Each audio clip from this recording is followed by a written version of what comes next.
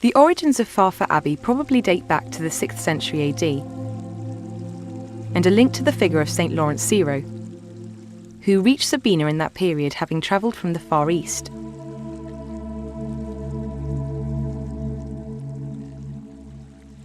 An ancient parchment, the so-called manuscript of Circhiara, links him to the bishop of Forum Novum in Sabina, Lorenzo.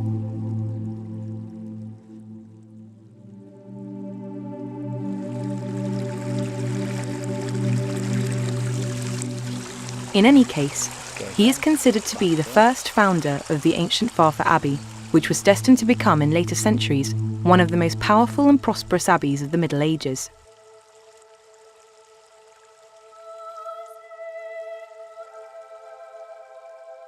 It is possible that the abbey's first ground plan was built on the ruins of one of the many Roman villas scattered throughout the territory, or perhaps on the remains of a temple dedicated to the goddess Vacuna.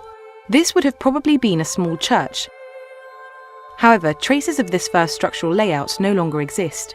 Over the course of the following centuries, the various phases of reconstruction seem to have overlapped, leaving many archaeologists and scholars questions from all over the world still unanswered.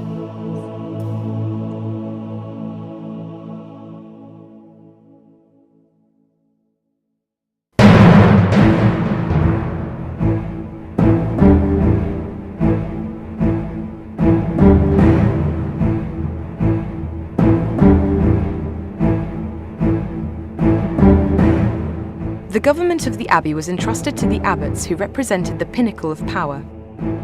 The first great abbot, St. Thomas Maurienne, came to Sabina having been inspired by the Madonna, who in a dream told him to stop at the foot of Mount Accuziano, where he would have found 3 cypress trees.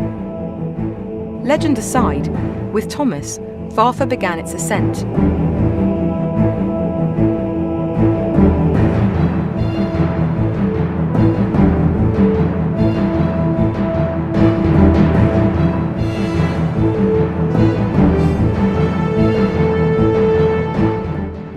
In addition to the reclamation of the land and vast olive groves, the heritage of the abbey began to widen, the community grew, and its fame spread.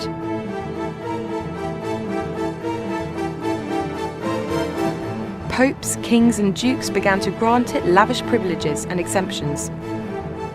Under Longobard protection, in a few decades, Farfa became both politically and economically powerful.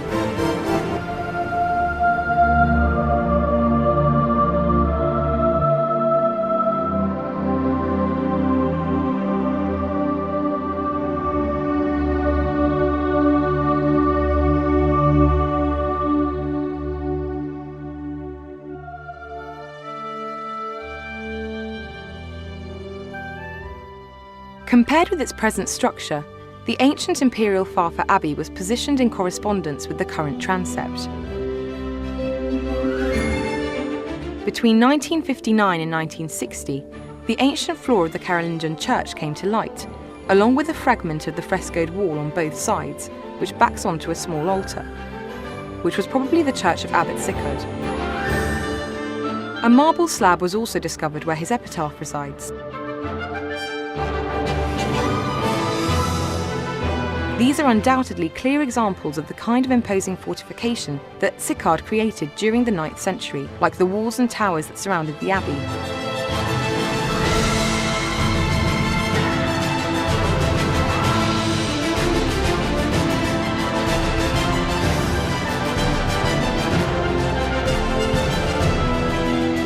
The church had 2 towers on either side of the central body, and a lead roof.